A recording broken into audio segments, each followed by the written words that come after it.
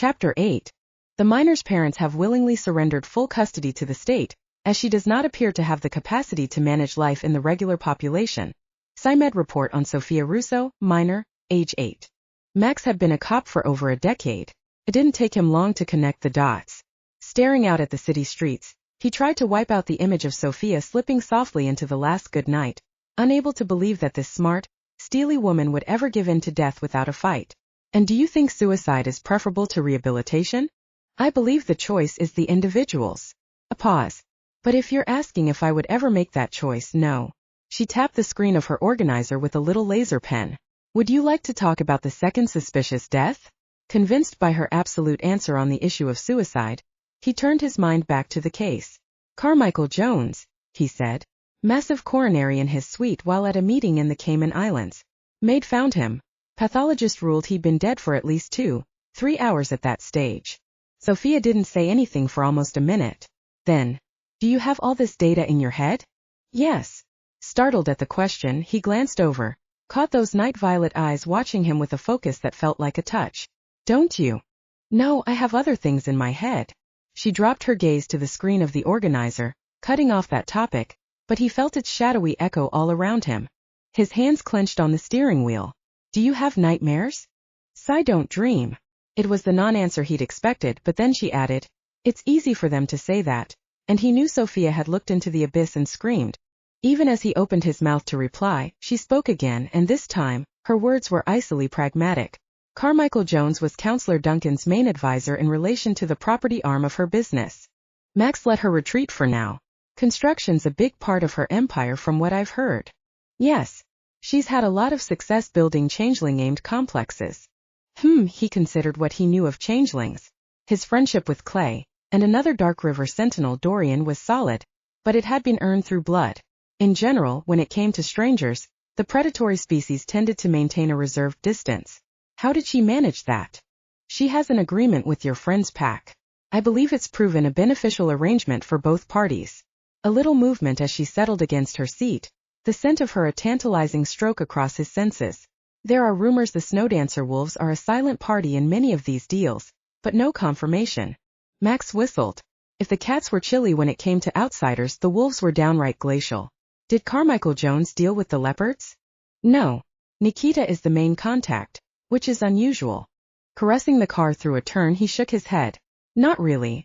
I have a feeling her daughter was meant to be the original lead. He'd never met Sasha, but he had met her mate, Lucas, briefly during his previous trip to San Francisco, on the trail of another butcher, one who'd eviscerated children like they were so much meat. Detective. Max, are you well? He realized he was squeezing the steering wheel hard enough to turn his skin bloodless. Yeah. You have nightmares too? Soft words. They always pass. The statement hit him with the force of a 10-ton truck. She was trying, he realized, to comfort him. This Jay who had more nightmares inside her skull than he'd ever see, even if he lived 10 lifetimes. Nikita, he said, his voice dropping as he fought the urge to bring the car to a halt, to take her into his arms to comfort her. Probably took over when Sasha defected. She didn't pursue the subject of nightmares. Yes, that makes sense. And Sasha is her blood.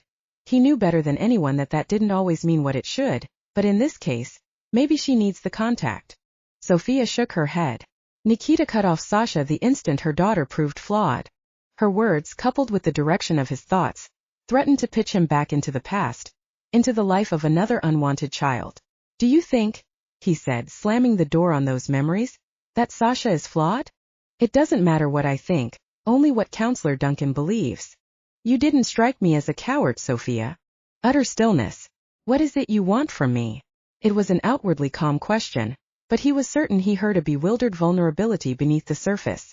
It made him feel like a bastard. I'm just trying to know who you are. And why she spoke to a part of him that had gone quiet a long time ago. Nobody, she said, her tone so flat. He could have imagined the soft-voiced woman who told him his nightmares would pass. I'm nobody. Safi. Sophia spoke over him, the dark, broken girl inside her panicked. He was pushing too hard, seeing too much. She wasn't ready to be exposed to the light. Wasn't ready to bear the scars that scored her from the inside out. Getting back to the financial situation, she said, the words coming out in a fast staccato beat. The cumulative effect of her advisor's deaths, while not huge, has been enough to cause Nikita significant problems in terms of her overall business reputation. Max didn't speak for almost a minute, but when he did, it was about the case. She didn't make the mistake of thinking he'd given up. Max Shannon had scented her weakness. And like the puma she saw in his masculine grace, he wouldn't let up until he'd drawn for Chapter 9. Hundreds of miles away, in the dark outskirts of Moscow, Counselor Caleb Krychek got out of bed, having slept roughly 2 hours. Knowing there would be no more rest, not tonight, he pulled on a pair of pants in a thin, breathable material and went for a run across the night-draped countryside that surrounded his home. The earth was hard, almost cutting underneath his uncovered feet, the wind a whip across the skin of his back. He felt none of it, his mind racing through the endless black skies of the Cynet, the darkness broken only by the stars that represented the minds of the millions of psi hooked into the network, a network that provided the biofeedback necessary for life. Caleb ignored those minds, his focus on finding the one piece of data the netmind itself seemed to be hiding from him. Tonight, too, the neo-sentience that was both the guardian and librarian of the net, a neo-sentience that in all other things obeyed Caleb without question, held him at bay, its shields impenetrable. Dropping back fully into the world, he ran at a pace that would have surprised those who'd seen him only in the suits he wore as a counselor, pristine and flawless. That would have been their mistake. Because he was a cardinal telekinetic, his psychic strength beyond measure, his eyes white stars on a spread of black living pieces of the Cynet. More, he was the most powerful TK in the net. Movement was as simple to him as breathing. And tonight he moved through infinite quiet. Even the nocturnal creatures seemed to have gone to ground. Perhaps it was because they'd sensed a more dangerous predator in their midst. Returning home after an hour, his body covered in sweat, he took a shower, then sat down at his desk. The first thing he pulled up was a file on Sophia Russo, not out of any particular interest, but because he made a habit of keeping an eye on what his fellow counselors were doing. Nikita might have been an ally, but theirs was an alliance of expediency, nothing more. The J-size file was detailed, as was the case with most of her designation, and notwithstanding her irregular childhood and recent appearance on the rehabilitation watch list, her abilities fell within fairly normal parameters for a J. So why was Nikita so interested in this one particular J? There was no doubt that she was. The request to the J-Corps had been very specific. Making a mental note to monitor the situation, he was about to pull up another file when he felt something trigger his outermost shields on the Cynet. Given that those shields were so complex they were all but invisible, he only spared the incident a cursory glance.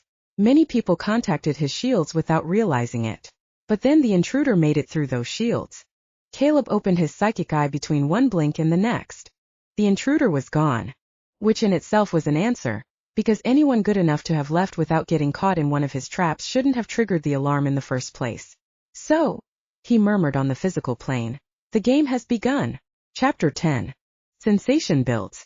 You may consider a handshake harmless, but each time you touch a human, it threatens your conditioning. Excerpted from lessons given to Psi children during their transition into adult training. Sophia was more than ready to exit the car by the time Max brought it to a stop in front of a mid-rise building not far from Golden Gate Park, the site of Kenneth Vale's apartment, the location of his suicide. Sophia had never suffered from a psychological issue that made her vulnerable to claustrophobia, but being in that car with a quietly brooding Max had been unsettling. He took up more space than he should, the heat of his body inescapable in the confines of the vehicle. She'd felt as if he was touching her with each wave of that starkly masculine heat, and for a woman who hadn't been touched in years, it had been an experience that left her scrambling for escape. Entry codes? Max asked as they walked up the steps, his voice rubbing against her skin like sandpaper. Again it was touch without a touch, something she had no ability to avoid, to process. I have them here. She let them into the building and headed toward the elevator security console, her gloved fingers slipping off the pad once before she collected herself. Trembling, Max thought Sophia was trembling. This is a very exclusive building. A calm voice, that betraying hand dropping to her side as the elevator headed down to them. Vale's position with Counselor Duncan enabled him to secure his privacy to this extent. Why bother? Max folded his arms to keep from sliding his hand under her hair, to the soft warmth of her neck so he could tug her to him, so he could apologize for pushing her too hard, too soon with a slow, sweet kiss, no matter that they'd been strangers only a day ago. Before these deaths, he said, forcing himself to maintain a white-knuckled hold on a need that refused to obey the rules of civilized behavior. I'm guessing being Nikita's business advisor wasn't exactly a high-risk position, so why the security? Humans, she said, and the occasional non-predatory changeling, have a way of expecting things from Psy they shouldn't. A meaningful glance out of those vivid, impossible eyes. Vale was, in all probability, protecting himself from those who wanted to pitch to him in person. The elevator opened at that moment. A woman entered the lobby at almost the same instant, swiping a card where Sophia had entered Vale's access code. Please hold the elevator. Max did so, conscious of Sophia all but disappearing into a corner. Thanks. The woman's ruby-red smile betrayed her humanity. Are you moving in? I haven't seen you before. Max saw the stranger give him the once-over, recognized it for what it was. Women had been making him offers since before he was legal, and he'd learned to turn them down without hurting their feelings, because in spite of the actions of the woman who'd shaped him, he'd never hated her or those of her sex. Part of him had always wanted to protect her. Even as a child, he'd known that no matter what she did to him, her pain was deeper, older, a vicious animal that tore her to pieces from the inside out. So today he gave this woman a small smile. Just checking the place out. Well, she said as the elevator opened on her floor. If you want to ask any questions about the area, call me. Passing over a card, she exited, her musky perfume a lingering reminder of her presence. Sophia stirred. She was playing a mating game with you. Max had been about to drop the card into the small wrought iron recycling bin in the corner, but now slid it into his pocket. If it took jealousy to rouse the real Sophia to the surface, he'd use it without any guilt whatsoever. When a man got kicked this hard in the guts by a woman, anything was fair. And the unique individual behind the mask of the perfect J, the one who told him Bonner's victims shouldn't have to spend eternity in the cold dark, that's who he wanted to know. It's called flirting. He shot her a slow, deliberately provocative smile. I'm sure you must have seen humans do it before. Is that the physical type that attracts you? Aware she should back off, but unable to stop pushing for an answer, Sophia stepped out of the elevator on Vale's floor. Tall, slender, with a fashionable dress preference? Max gestured to the left of the quiet, carpeted corridor. That's his place. Letting her pass him so she could input the code that would disengage the locks, he pushed open the door. And? He said in a voice that made the tiny hairs on the back of her nape rise in warning as she walked in ahead of him. The answer to your question is no. That woman didn't do it for me. He pushed the door shut behind them. Now a small woman with dangerous curves. I could bite into her. She froze, certain she was misreading the comment, but suddenly very conscious of the way her lower body filled out her jeans. Detective Shannon, she said, turning to face him. You're being highly inappropriate. His lips kicked up at the corners. You started it. She wanted to trace the shape of those lips, wanted it so badly her fingers cramped as she fisted them. Her silence had been fragmenting for years, an inevitable side effect of her work as a J, and one for which the J Corps had a don't ask, don't tell policy. So long as the medics didn't find any evidence, the J Corps Management Board wouldn't turn in a fractured J. It was partly an economic decision in order to retain the number of active JS. And partly because everyone in the Corps had looked into the chasm of madness at some point in their lives. Though Sophia hadn't allowed herself to think about the truth even within her own mind, conscious of how deep Psy could dig, her conditioning had broken close to completely earlier this year. Her mind twined with strange dark tendrils that rebuffed silence, and the reconditioning she'd undergone only the previous day had already been sloughed off like so much dead skin. But in spite of it all, she'd been able to hold up the facade, the pretense of being the perfect Psy. Until now. Breathe, Sophia. A husky order, and to her surprise, he took a step back, began to walk around Vale's living area. This room is set up for entertaining. Or maybe meetings, since I'm guessing Psy don't do parties? She forced her brain to function to provide him with the answers. Actually, she said, the words coming sluggishly as she fought the confusion created by his mere presence. Cocktail parties are held when there are human or changeling clients. It's all about putting the other side at ease. Some Psy could even manage a glacial kind of charm. Counselor Caleb Krychek had an unusual number of admirers in the non-Psy population. She couldn't understand why. Yes, aesthetically speaking, he was the epitome of a cold male beauty. But he was also, she was certain, quite capable of snapping his admirers' necks without the least pause should the occasion call for it. Do you know if Vale received business clients in here outside of any social events? Max's expression was all cop when she dared meet his gaze again. Yet, embers continued to burn in the depths of those near black eyes. He made no effort to hide them, no effort to pretend that things were as they should have been between an enforcement detective and a silent J. It's possible. Could Max share that warmth, she wondered, thaw the frost in her soul, frost that had begun to form when she'd been a traumatized 8-year-old strapped helpless to a hospital bed? Could he fix her? Some humans don't like to be seen consorting with Psy. It was a question vital, necessary, powerful, couched as a statement. Max peeled off his windbreaker, bunching the black material in his hand. I don't like the Psy, he said with blunt honesty. I don't like how they mess with human minds and pervert justice, so the council can get what it wants. She'd known that, of course she'd known that. But she hadn't wanted to know. But Sophie, what had he called her? I'm no bigot. And you're a J. Cops and JS have always gone together. He held her gaze until she looked away, scrambling to find her footing by reciting the minutiae of the case in her mind. Because what he just offered, it was something she wanted so badly that if she dared reach for it and he drew back his hand, it would push her the final step into an irrevocable insanity. Sophie, a quiet demand. She shook her head. There's not much left inside me, Max. Sometimes all she heard were echoes. I don't know how to play the games that woman was playing with you. Max sucked in a breath, blindsided by Sophia's stark honesty.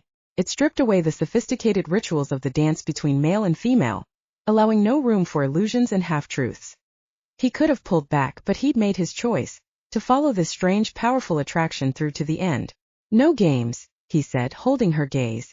Not between us. She took a long breath. I'm Psy, Max. Not a rejection. A reminder. You're a J. Turning away, he dropped his windbreaker on the back of a nearby sofa before crouching to examine the small glass cabinet below the comm console. Several data crystals lay neatly within. Might be something here. He saw Sophia tug at her gloves to ensure every inch of her skin was covered before she extended her hand to accept the crystals. Reading the tense line of her body, the desolate simplicity of her earlier words still circling in his head, he dropped them into her palm with care, avoiding physical contact. Not likely to be entertainment, he said, rising to his feet. News footage. She bent to place the crystals on the small beveled coffee table in the center of the room. He may have kept business documents within easy reach. The words were cool, Psy, but he'd seen the mask fall, wasn't fooled. Things that weren't sensitive. They were probably left behind to help the psychologists create a full mental profile. She gestured down the corridor. He took his life in the bedroom. Nodding, Max walked to the room where Kenneth Vale had spent his last minutes on this earth, slowly, painfully choking to death. You should look at this, he said to Sophia. The image in the file doesn't really convey the impact. Moving to stand beside Max in the doorway, confident that for all his relentless will, he wouldn't touch her without invitation, Sophia looked up into the gleaming meat hook that hung from the bedroom ceiling. The fact that he went to the trouble of screwing it into the ceiling was tabled as evidence of his disturbed state. Her thoughts flashed to another crime scene photo.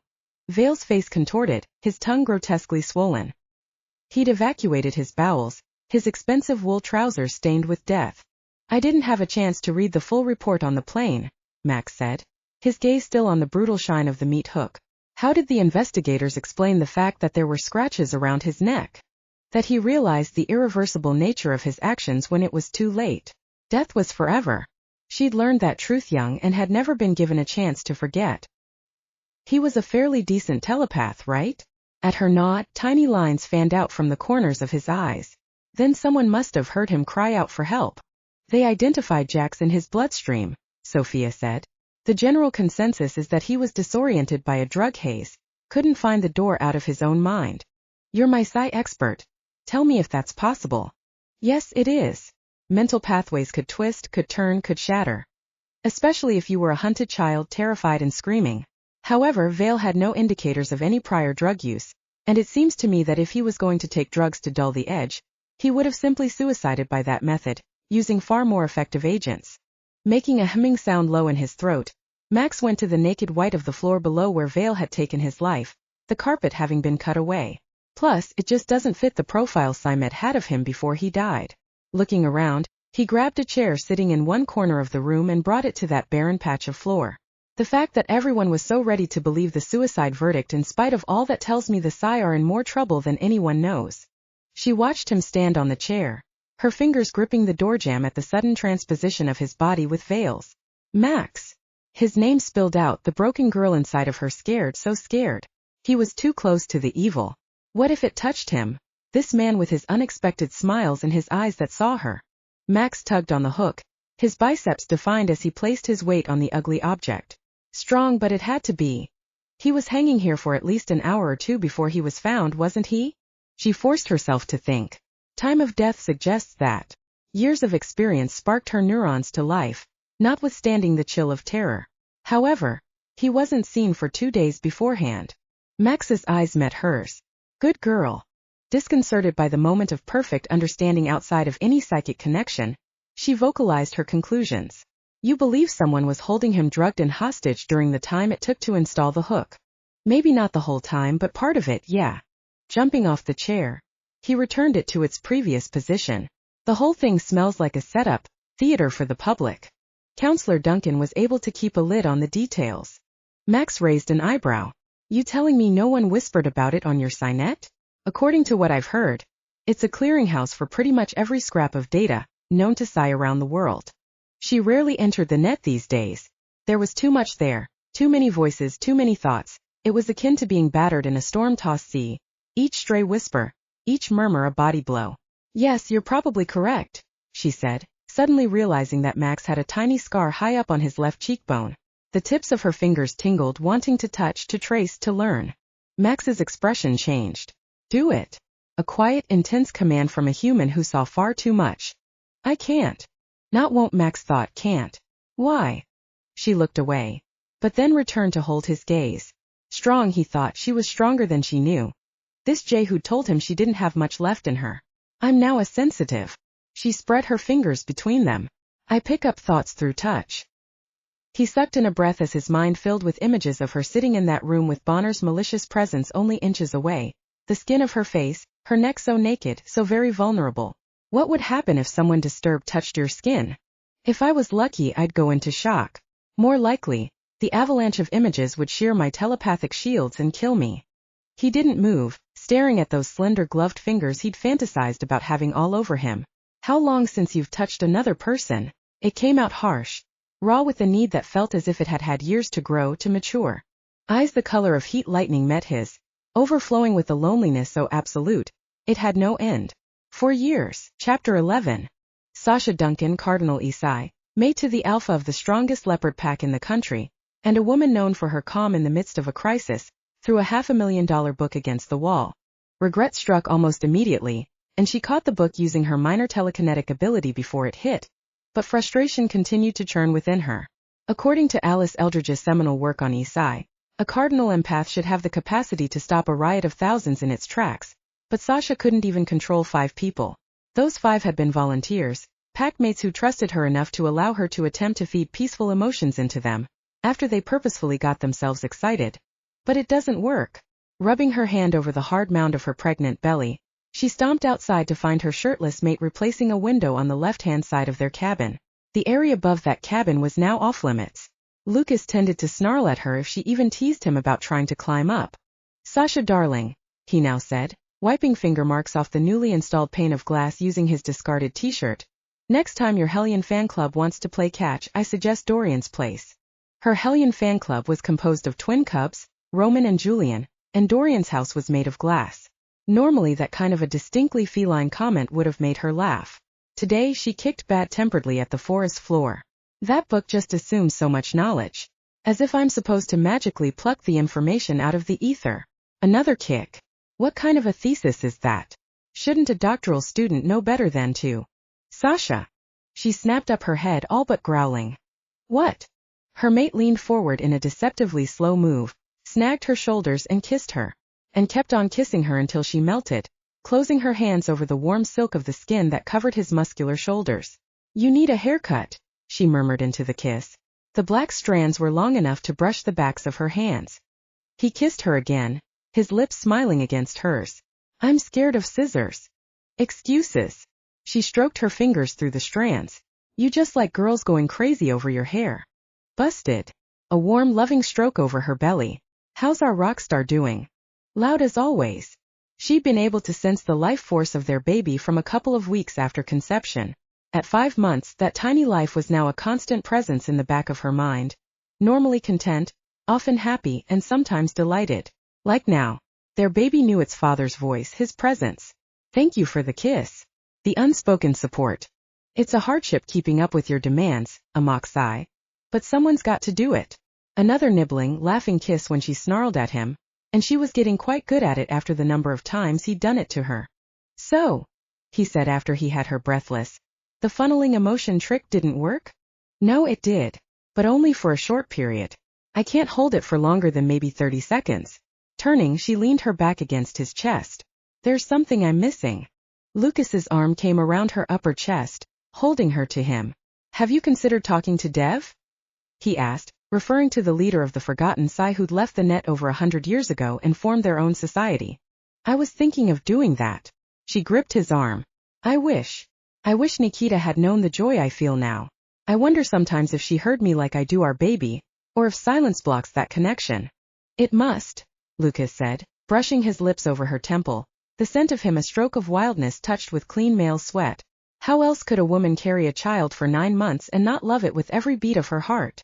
Sasha felt a deep sorrow for the indescribable beauty of what her mother had missed.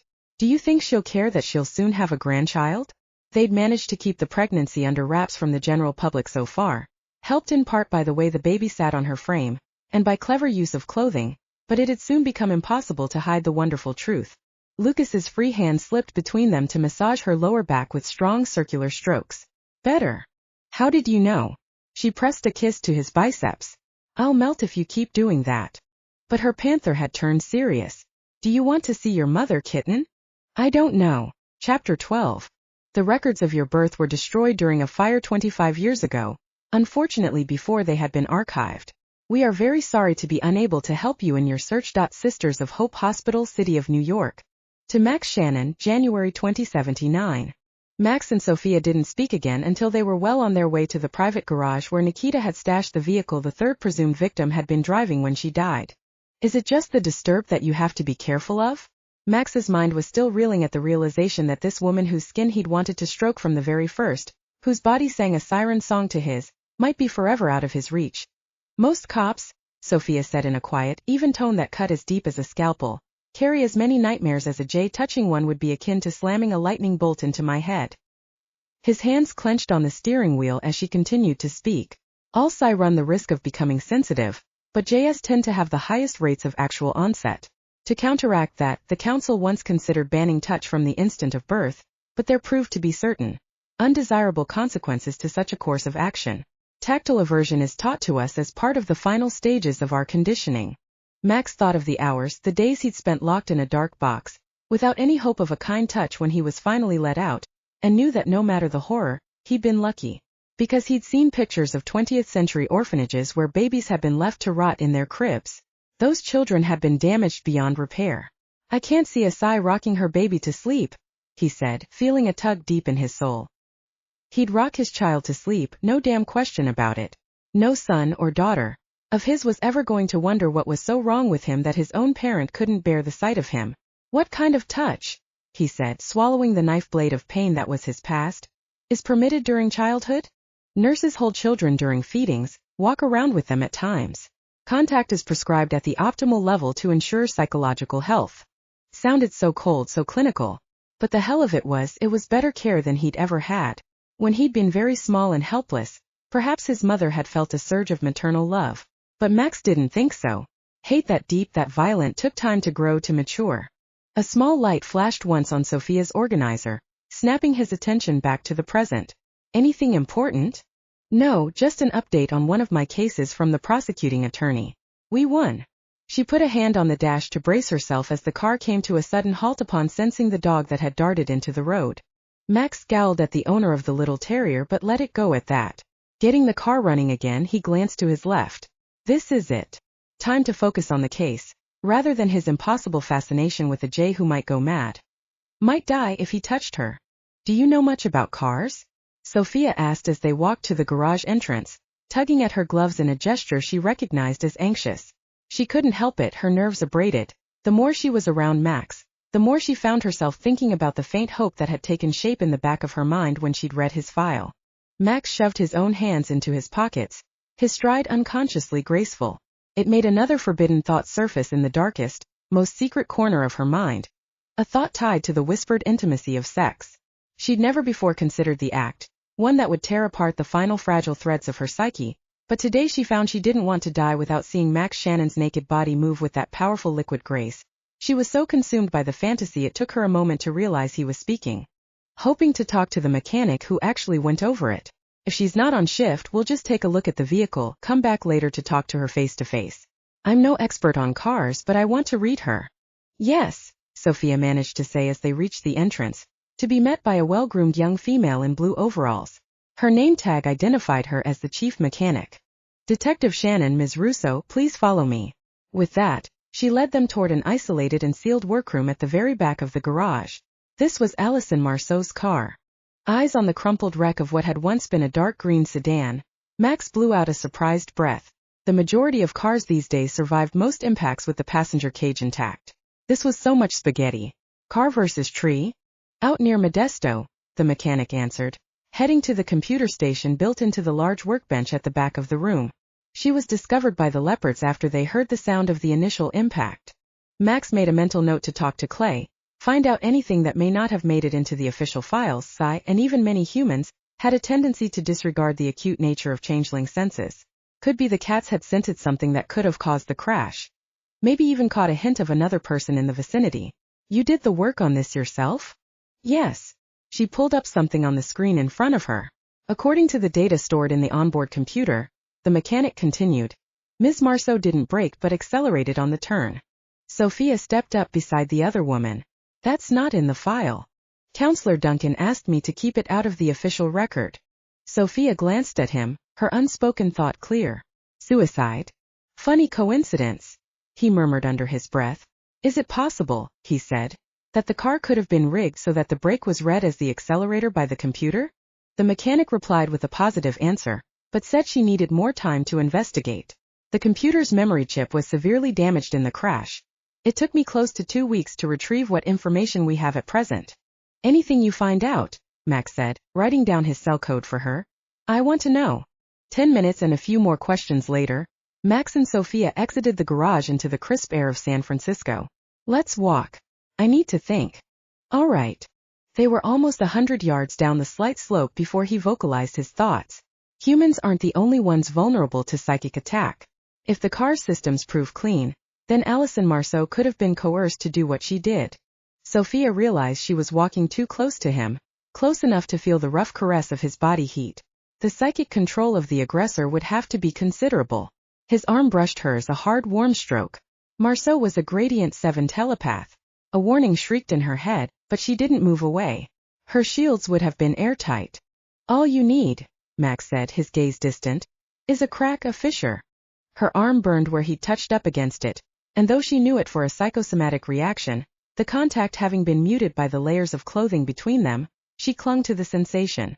I'm certain Counselor Duncan would have weeded out anyone whose conditioning was suspect. Maybe, maybe not.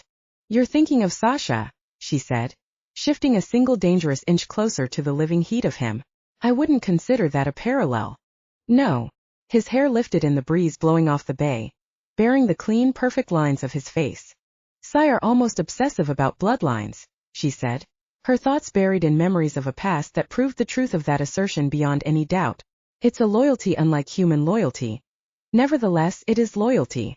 Compared to human love, Psy familial loyalty was a wintry, practical thing, and it was very much conditional. Sophia had failed to meet those conditions as a child, and it had cost her her parents' allegiance. Yet it seemed to have held for the Duncans, notwithstanding the very public nature of Sasha Duncan's defection. It may be that the counselor protected her daughter because Sasha is her genetic offspring. Max gave a humorless smile. Funny, Nikita's about the coldest woman I've ever met, but she was probably a better mother than mine. It was an open door, and the lost, painfully lonely part of her wanted to walk through that door so desperately that she found the words. Your mother was inadequate? She hated me, he said, his tone austere, as distant as his expression. Truly hated me. I don't know why she carried me to term, because I'm certain she wanted to kill me the instant I was born. Sophia tried to glimpse in this hard-edged cop the vulnerable child he must have been. She couldn't. But she did understand a truth that real Psy weren't supposed to understand. It hurt you, she said, attempting to say the right thing to hold on to his trust. No one had ever shared such a private thing with her out of choice. It made her heart turn oddly heavy, a thick ache in her chest. She died when I was 15. Words that sounded calm, but his voice was sandpaper against her skin, harsh, rough. And the hell of it was I missed her. Even though she'd given me up to foster care more than once, Treated me worse than you would a dog when I was home. I missed her. A rush of wind rippled through his hair at that moment, and it seemed to act like a spray of cold water. He blinked, shook his head. I don't know why I'm telling you this. She didn't know either, but she hoarded the memory in the secret part of her that no reconditioning had ever been able to reach or erase. Everything in her wanted to return his gift in kind, to tell him that she comprehended the agony he must have gone through. But trust was such an unfamiliar territory that she floundered, the words stuck in her throat. And Max blew out a breath. Must be the sea air bringing up old memories. He glanced at his watch. Looks like it's time for dinner. The dinner proved interesting. Sophia, this Jay who kept short-circuiting Max's defenses with her gift of listening with a total and absolute focus, was less shy in her mannerisms than others he'd met, and though she was reserved, she did join in the conversation, dominated by Clay and Tally's two adopted children, John and Noor. It made Max's protective instincts relax to see them all so robustly happy. But what intrigued him most was that Sophia ate the sweet crab flesh he put on her plate, though she'd ordered a simple fillet of fish in white sauce for her own meal. There was nothing on her face to betray whether or not she enjoyed the taste of the crab, but she didn't reject any of his offerings. And several times, he caught her looking at him as if she wanted to speak, those amazing eyes almost indigo. He'd glimpsed that same look on her face when he told her about his mother. That was a truth he'd never shared with anyone, that he'd told her, a woman, a sigh he'd barely met, scared the hell out of him. It was tempting to pull back, to raise a wall of formality between them. He knew she'd get the message, she was too smart, too perceptive not to. But he'd made a promise. No games. And the fact of the matter was, her ability to unsettle him notwithstanding, he didn't want to keep his distance from Sophia Russo. No, he wanted her, from the lush beauty of her mouth to the ripe curves of her hips, to the unadorned honesty that had slapped him sideways more than once already. If this was obsession, he thought as they exited the elevator and headed down to their apartments after returning home, then so be it. Sophia, he said, staring at her gloved hands and, driven by the determination he had to possess her, hold her, break through the veil of her silence, seeing a sudden gaping hole in the web of her logic. Yes. She spoke again before he could respond. Did your friend confirm whether Alison Marceau said anything when she was found? He hadn't realized she'd picked up on that short conversation he'd had with Clay when they'd gone for a walk along the pier following dinner. He said the boys who found her were adamant she didn't speak. No suspicious sense at the scene either. Taking out her keycard, Sophia unlocked her door, the movement a fraction too fast. Max's instincts uncurled in anticipation. She was trying to get away from him, which meant she already knew what he'd just realized, and she was sensitive enough to his moods that she'd picked up the tension that had turned his muscles rigid. He tried to catch her eye, failed. I have a question. She pushed open the door. We can talk tomorrow. I should get some rest. Max wasn't about to let her escape. Have you ever, he said in a low murmur, tried to touch someone with a natural mental shield? Sophia froze. No, such people are rare. And none of them had ever been right. How long have you known I had one? A dark, intense question. From the start. She walked inside the apartment, conscious of both the corridor surveillance and the fact that the pristine surface of her silence was beginning to crack like so much glass. Max followed, closing the door with a muted snick that did nothing to lessen the tension that made her chest tight, the air suddenly too thin. Then why did you let me think my shields would make no difference? Because she'd break if this failed, Sophia thought, scrabbling to find a mental foothold. Max, with his intelligence, his smiles, his will to find those lost girls. He wasn't only right, he was the embodiment of every forbidden dream born in the forever shattered part of her psyche. This man would have come for her. When she'd been hurt and bleeding in that cabin where the others had died, he would have come for her. Answer the question, Sophia. She hadn't realized she'd already become used to hearing him call her Sophie. The loss sliced a line of blood across her soul. It wasn't relevant. She had to fight this pull, had to keep him at a distance. To take the chance and destroy that final flickering hope. No, she couldn't bear it. We're colleagues. Touch has nothing to do with it. Now who's playing games? A single calm sentence that tore her defenses apart. She looked up, saw the embers in that near black gaze, and watched as he walked forward until they were separated by a bare foot of distance. To hold out a hand, his jaw a taut line, challenge in every part of him. She stared at that hand. If she took it and his natural shield wasn't protection enough, Max's memories would punch into her with the force of a raging tornado, and if she somehow survived the vicious power of that telepathic blow, she'd know him without ever knowing him, all his secrets, all his yesterdays, an endless roar inside her skull. Come on, Sophie. A command that vibrated with masculine anger. and a darker, richer emotion that caressed a burn across her skin. We need to know the answer. And don't you dare tell me you don't understand why. Chapter 13. At that moment, faced with a Max who was making no effort whatsoever to hide the steel of his nature, a Max who was forcing her to confront the truth of this strange, unexpected something between them, Sophia discovered she had another flaw, a hitherto unknown susceptibility to that tone in his voice. I need to check if I sense you through the glove. Reaching out before the fear could take over, make her turn back, she grazed the tips of her fingers across his palm. His fingers curled inward even as she retreated, as if he'd hold her. So, a rough demand that rubbed the sandpaper deeper across her skin. I sense only your body heat. Wild and hot, and an invitation that made a sumptuous warmth ignite in her abdomen, the broken part of her craving more, and yet utterly terrified at taking this chance. I'll recite the alphabet, she said, knowing he wouldn't allow her to turn back, wouldn't allow her to hide. If I go quiet, she tugged off a glove. Break contact. Max dropped his hand without warning. Those eyes. The things I see in them. A low, harsh word. I promised myself I wouldn't push you, and what the fuck am I doing but exactly that? Jesus. He shoved his hands through his hair, his shoulders twisting as if he'd turn, walk away. And she knew the decision was hers. To hide, to pull back before promise ever broke under the pressure of reality. Or to defy fear and reach for a man who made her wish for something so impossible. It was surely a little piece of madness. I would know you, Max. Soft words in a voice that had already become exquisitely, intimately familiar, gentle bonds that held Max in place. Before. I would know you. Closing the distance between them, Sophia waited until he lifted his hand, and then she stroked her fingers across the very center of his palm. It was an electric shock that went straight to Max's gut. Hissing out a breath, he curled his fingers into a fist even as she dropped her own hand and took a jerking step backward. Sophia! Deep-seated instinct shoved at him to go to her, cup her face in his hands. Keeping himself in position was the hardest thing he'd ever done. Are you in trouble? It savaged him that he might have hurt her. No. I apologize, I'm fine. But she was staring at his hand, a quaver in her voice. I felt none of your memories. You're as blank as a piece of wood. Relief was a fucking fist inside his chest. I've been called hard-headed before, but never wooden. I didn't mean to offend. It was oh so tempting to touch his lips to hers, to tease her by telling her that she could make it up to him, but given the way she was standing so stiff and shocked, he knew he'd have to wait for his first taste of the lushly enticing Sophia Russo. I was playing with you, Sophie. Oh. He flexed his hand, saw her eyes go to it. You felt it too, didn't you? Shifting away in a sudden movement, she walked around him to open the door to her apartment. I'll see you tomorrow, Max.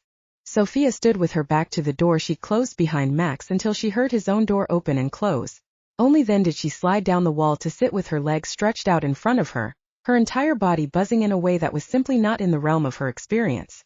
She looked at her right hand, running the pad of her thumb over her fingertips in a bewildered attempt to understand that electrifying burst of sensation. It had been. She had no words for it, no way to explain something so wild, so extreme it defied her efforts at categorization. The true paradox was that she hadn't lied. No matter the almost painful sensation of the contact, Max was as silent to her psychic senses as a piece of wood or a block of plascrete. Silence. For the first time in her life, that word meant something other than the conditioning that had acted as a cage even as it kept her alive. Max had been a wall of pure silence, an unexpected oasis in a world filled with noise. But her response to his touch had wiped out that startling peace. She stared at her hand again. I don't understand. Max knew the answer. She thought she'd seen it on his face. But the question was, did she want to know the answer? A telepathic knock sounded in her mind the instant after that thought passed through it. Recognizing the signature of her boss in justice, Jay Khanna, she pulled together the threads of her perfect facade and said, Sir. He wouldn't guess at the reality of her condition. No one else ever had. Even the MSI saw only the fragmentation of her telepathic shields. To them it was a simple psychic issue, nothing to do with the scars she wore deep inside, where no one could see them. Ms. Russo, I need to go over part of the Valentine case with you. Sophia waited. She'd long ago learned how to bury her true thoughts, her true self, in order to survive. According to your notes, when you recovered Ms. Valentine's memories, you saw her stab her husband 17 times? That's correct, sir. A human-to-human spousal murder wouldn't normally have merited Jay involvement, but Ms. Valentine was the daughter of an influential individual with a controlling interest in a major power plant. Valentine Sr. had used the same thing Max had. a natural shield, to ruthless advantage in business, until even Psy played nice with him. Sophia had often wondered why the council hadn't had him discreetly assassinated, and come to the conclusion that the male provided undisclosed goods or services that were valuable enough to afford him some protection. Humans, driven and shaped by their unpredictable emotional natures, often came up with ideas and concepts that were staggeringly unique. It was why Max had caught Gerard Bonner while the Psy profilers were still arguing about the psychological parameters that define the sociopath. How many times Jay Kana now said, "Did you see her husband abuse her in the days leading up to the murder?" Sophia betrayed no surprise. Part of her had been expecting the question since the moment she met the arrogantly beautiful Emily Valentine. "None, sir." "Think about that carefully, Ms. Russo. We'll speak again before the case goes to trial." Letting the veiled order fade from her mind, Sophia considered what her response would be on Jay's next telepathic visit. The ability to bend memories was the most tightly guarded secret of the Justice Corps. Everyone thought JS could only project what was already in a defendant's mind. In most cases, yes. But there was a select group of JS who had the ability to manipulate memories without leaving a trace, changing images and words, sounds and actions until a simple tumble down a set of stairs could be made to look like an abusive push. Sophia was one of the best, had been brilliant at it even as a child, because she'd spent every spare moment honing the skill, aware that that nascent ability was one of only 2 reasons why the decision-makers had let her live after she'd been ruined from the inside out. Her mind a place where nothing quite made sense anymore. Nobody ever asked and she never told. But the splinters in her soul were permanent. She'd never recovered from the terror-filled days she'd spent trapped in that cabin in the mountains, never again understood the world as she had before the glass cut her face to shreds. Max finally fell asleep late into the night, his body still humming with his violent response to Sophia's fleeting touch. So in a sense, he'd expected the intensity of his dreams, but not their subject. "You little shit." Hands shaking him hard, so hard, as a screaming mouth spewed obscenities at him that he stood frozen, trying not to cry. He couldn't cry. That would only make her more mad. "Just like your father." It was screamed into his face. "Piece of filth." "I'm sorry," he said, and he couldn't help it, his voice broke. For an instant, her face went unnaturally calm. There were no more screams, no more painful shakes. She just stared at him. And he knew that his mother wanted to suffocate the life out of him. Max's eyes snapped open, his hand going for the stunner under his pillow. It took him close to 2 minutes to realize the danger was only in his head. She'd almost killed him in the memory, come so close that sweat broke out along his spine even now, his skin taut with remembered terror. Getting up, he walked into the bathroom to throw cold water on his face. It snapped the remaining threads of the dream, his mind beginning to function again. The connection was indisputable. Sophia Ajay had touched him, and he'd had a dream from when he'd been small, so small that he couldn't have been more than 3 at the time. He'd never before remembered anything from that period of his life.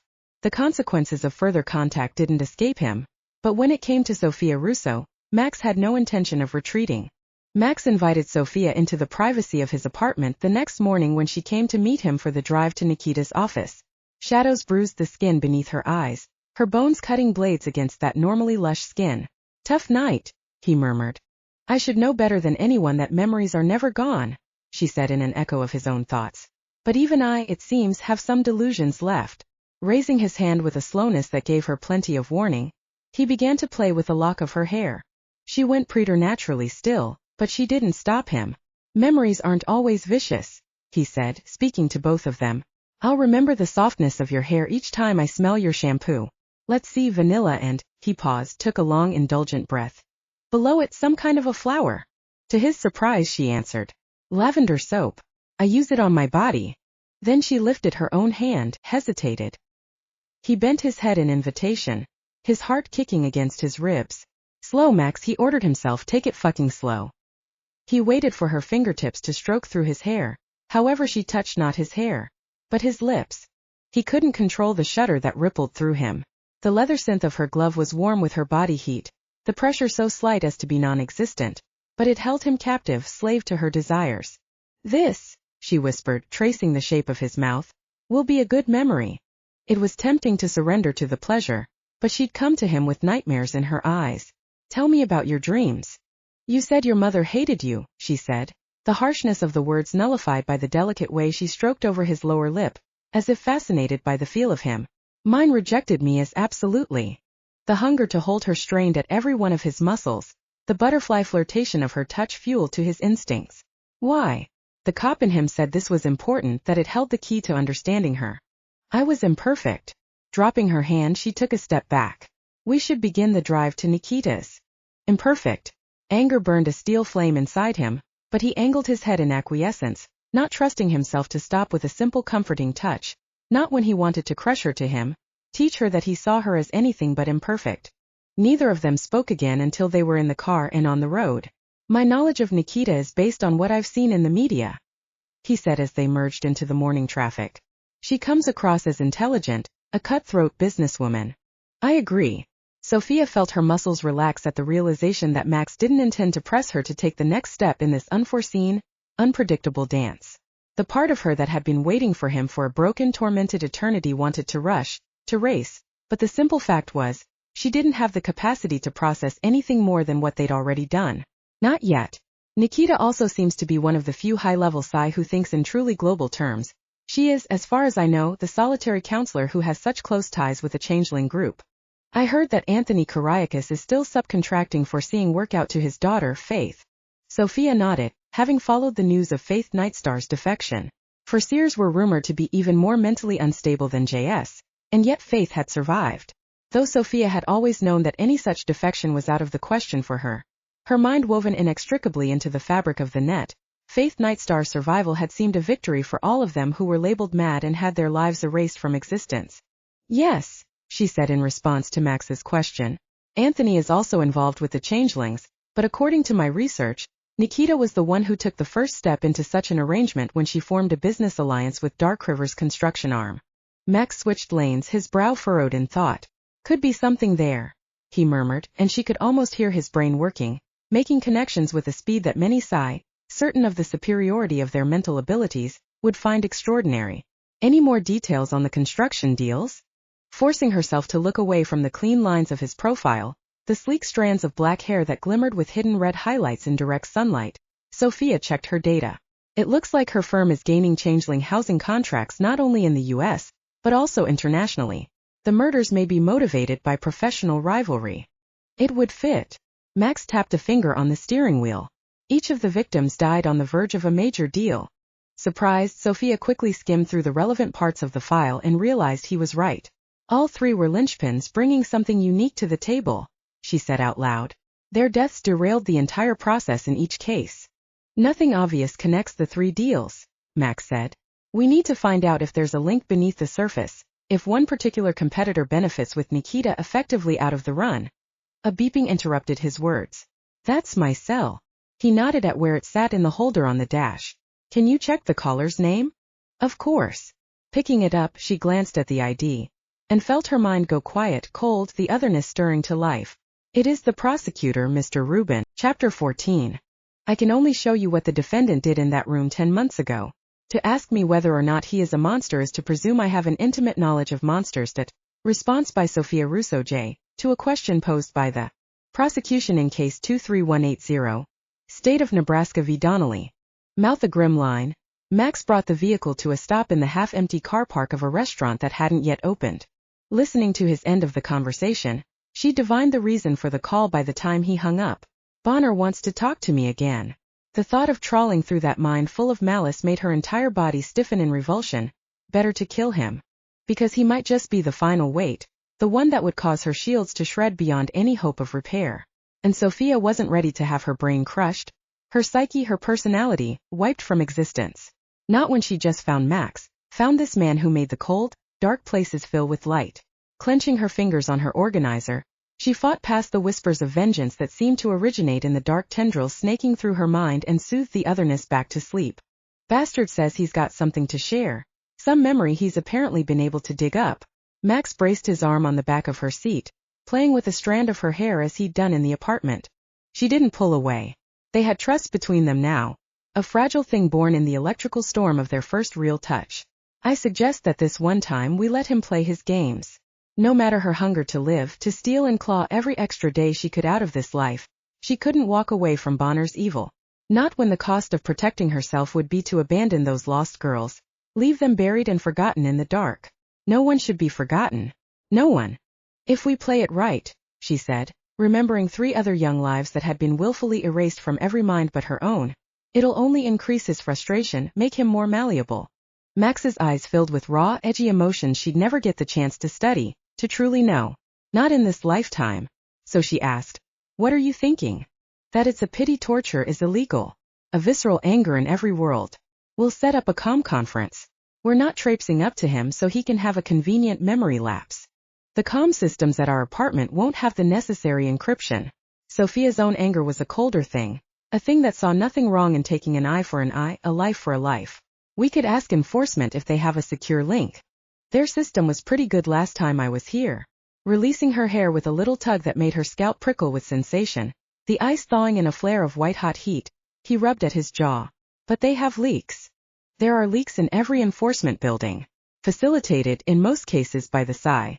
I think I know someone else who'll have a secure link." So it was that half an hour later, Sophia was ushered into a small conference room in the medium-sized office building that was the Dark River Leopard Pack City HQ. "They're not worried?" she asked after their escort, an auburn-haired young male, withdrew from the conference room. "The changeling distrust of Psi is well known. This is where the cats do business," Max replied, setting up the conference using the touchpads.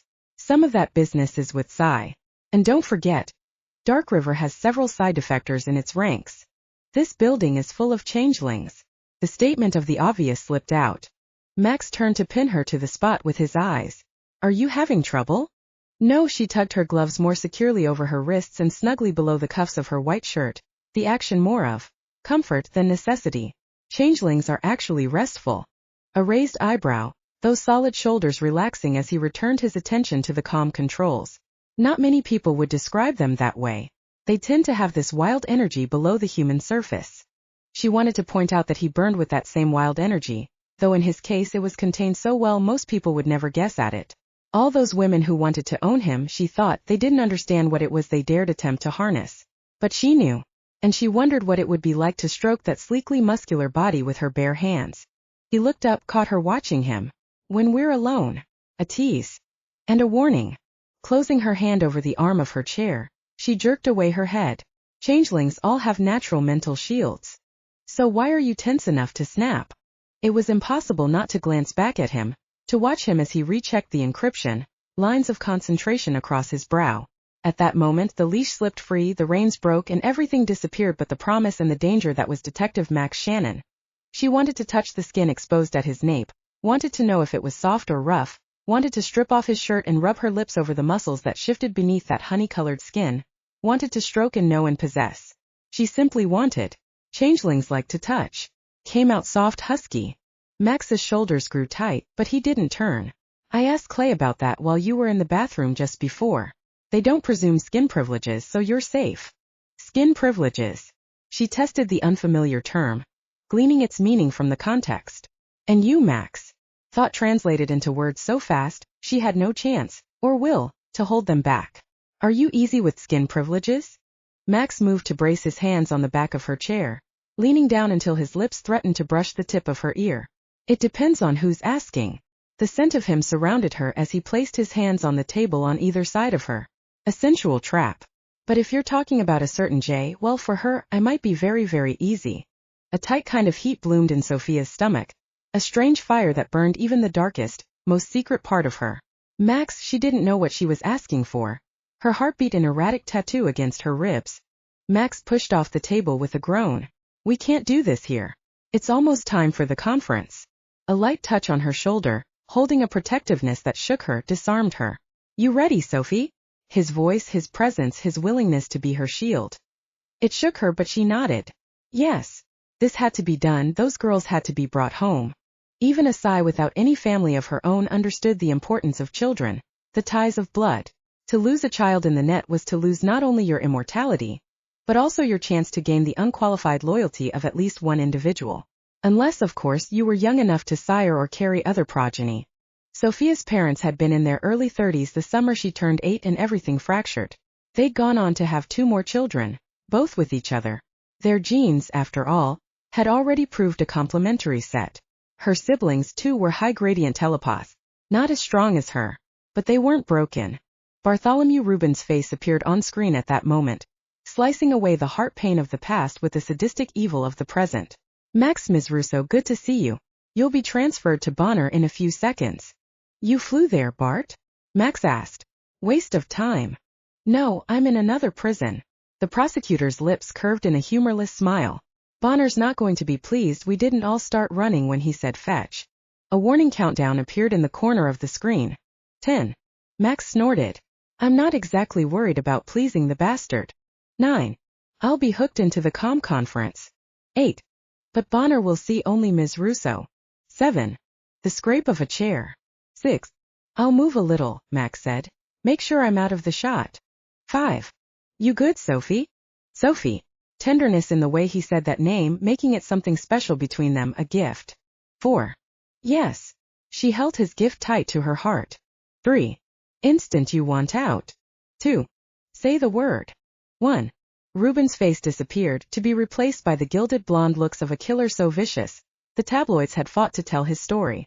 He was a megastar in the shadowy underworld of serial killer groupies. His authorized biography read with religious fervor. She wondered how many of his fans realized the book was mostly fiction. Bonner was incapable of truth. Ms. Russo. That charming smile, but there was an edge to it. I was so looking forward to seeing you in person. That would have been an inefficient use of my time, she replied, keeping her hands loosely in her lap. But how will you take my memories if you aren't nearby? A slow raising of his shoulders. I'm afraid my mind isn't cooperating with my need to share. Deep blue eyes filled with rueful laughter, the charming apology of a man who'd done something a little naughty. It would, Sophia thought, be so easy to kill him. She'd just have to be in the general vicinity. Her telepathic reach was long enough. She could make him suffocate himself with a pillow, maybe beat his skull against a wall until pieces of bone pierced his brain. The terror would make him mindless. A tap on the table to her left. Max. The reminder of the gift she'd been handed, the gift she was determined not to lose, made her snap back to attention, the otherness retreating in the face of her resolve. The prison officials stated that you'd remembered a place we'd be very interested to learn about. Bonner displayed his teeth in a smile that could have graced a toothpaste commercial. But his eyes. Reptilian eyes. She'd seen eyes like that before. On the powerful in the net, men and women for whom the sanctity of life meant less than nothing. The man who'd done her last childhood evaluation, making the final call on whether she was useful enough to be saved or should be put down, had had eyes like the butcher of Park Avenue. Mr. Bonner? She prompted when the killer didn't reply. The memory seems to have faded away. A disappointed sigh. I know it had something to do with trees, but... Another shrug. Maybe if you came here, used your abilities to jog my recall. It seems even this was a waste of time. Glancing to her left, she gave a curt nod. Cut the connection. Bonner's face twisted to reveal the monster within for one violent second. Ms. Russo, I don't think you realize. The empty slate of a blank screen. I want to kill him with my bare hands, Max said in a voice so calm it made every single hair on the back of her neck rise in warning. It's not a need for justice or anything pure. I want vengeance. I want him to suffer as those women, those girls, suffered. We all have the capacity to kill, Sophia said, telling herself to stop but unable to keep quiet. She needed to know what he thought of the broken part of her that knew only the most lethal kind of justice. If he was going to reject her, better that it be now, when she'd only touched the wild heat of him once, when she'd just begun to learn him, when she might survive the denunciation. The lines are simply different for everyone. Max's eyes met hers, piercing in their intensity. And yours involved children. Sometimes women, but most often children. Sophia swallowed, uncertain how to answer, uncertain how to read his answer. Bartholomew Rubin's face reappeared on the comm screen at that moment. He's pissed. Never saw that ugly face of his until today. Not even at trial? Sophia asked, her confused terror translating into a rigid composure. Cool as a cucumber, that one, Rubin said. Smiled at the jurors, flirted with the gallery. If we hadn't had airtight evidence, he might well have charmed himself out of a conviction. A small pause. Please be careful, Ms. Russo. Bonner is under constant supervision, but he does have rabid fans. If he manages to get out a message to one of them, you could be in danger. Don't worry, Mr. Rubin. Sophia took the small, folded note Max passed her under the table. Right now he needs me alive. He wants to awe me with his brilliance. After that, Max felt his gut grow painfully tight as he thought back to the expression on Sophia's face before Bart signed off. He'd known exactly what she was considering, His complex, dangerous Jay knew too, that he couldn't let her do it. But they were geographically far enough from Bonner right now that Sophia's tendency to hurt nasty people in creative ways was something he had time to deal with. He knew it wouldn't be easy. Not when her actions, and the crimes of those she'd punished in that peculiarly Jay way, all added up to a past that spoke of a brutal kind of hurt. Those scars, he thought, were invisible. But they were far more important than the thin lines that marked her face. Max, she muttered under her breath as they headed up to Nikita's office. He knew why she was giving him that perplexed look, and it soothed him to know the ploy had worked, drawing her back from the edge of the void. You can't write me notes like that. It was a hissed order as the elevator doors opened on the correct level. What if someone had seen? Max shot her an innocent look.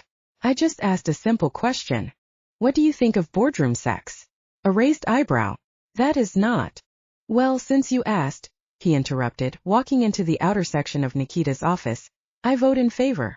At that moment, his entire being filled with the sensual delight that came from teasing Sophia.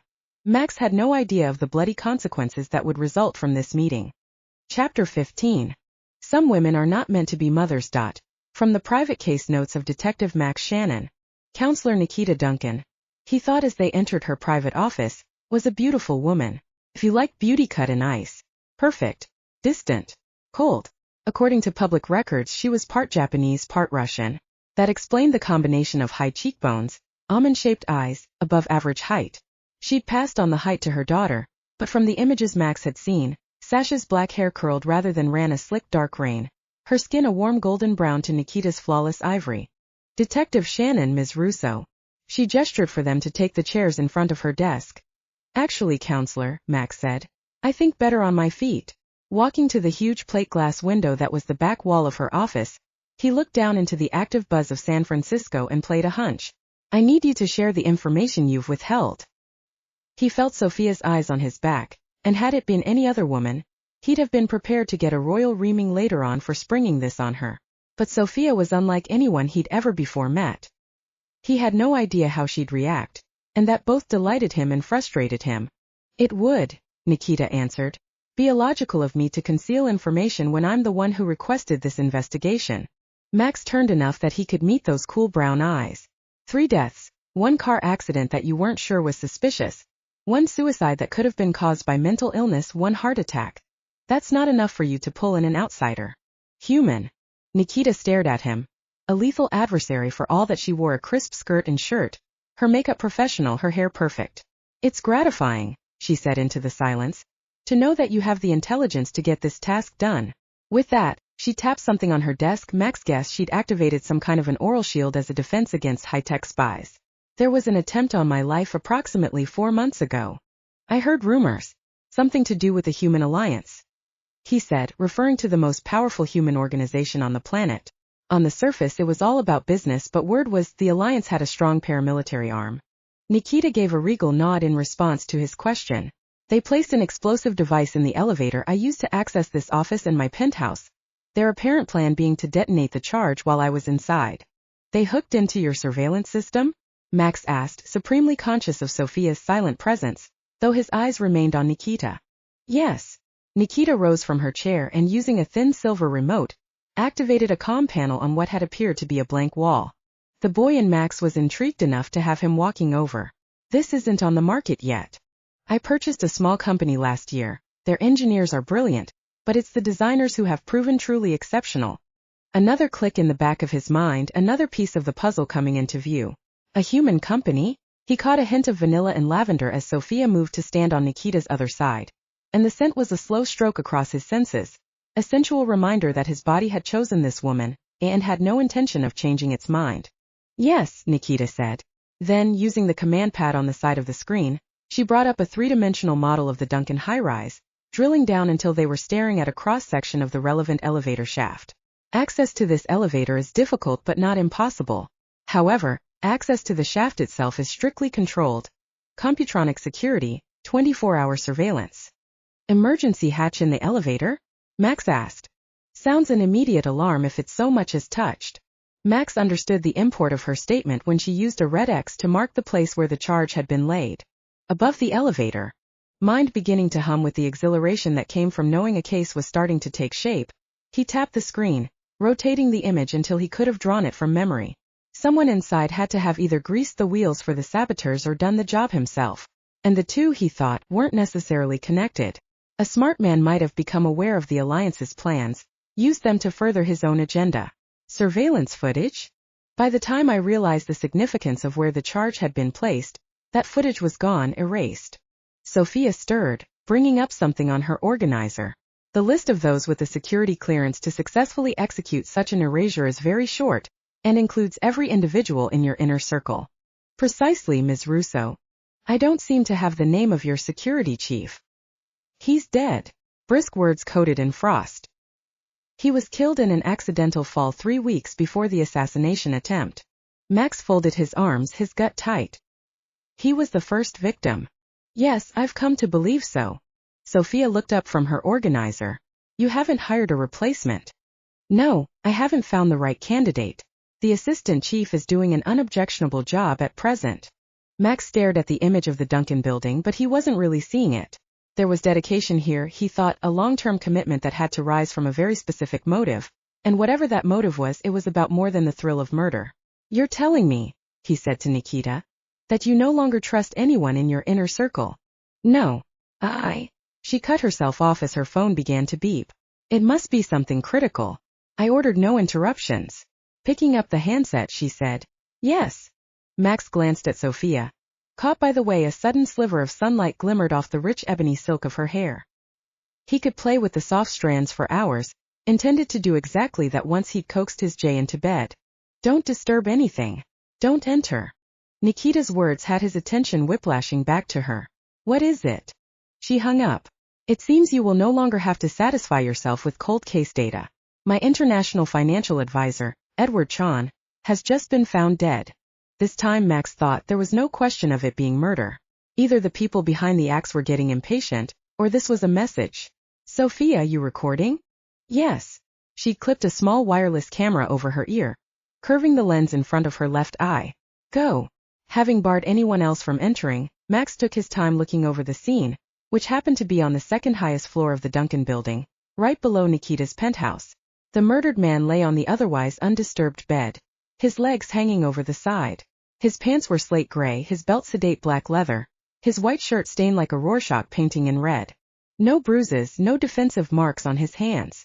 The only evidence of violence was the Bowie knife thrust hilt deep in his sternum, solid, thick, and Max guessed, with a wicked curved edge. The kind of knife you might use to bring down game or skin the pelt off a downed animal. Looks like a single blow directly to the heart. Sophia continued to film as they spoke. Either the victim allowed his attacker close, or the killer used TK to punch the blade home. TK, telekinesis? That would explain how the knife had ended up buried so deep, though a burst of cold rage might well have sufficed to give the killer enough strength. Yes. I'll go through the personnel files. Sophia moved to his left, capturing images of the body from every angle. Find out how many telekinetics the counselor has in her organization.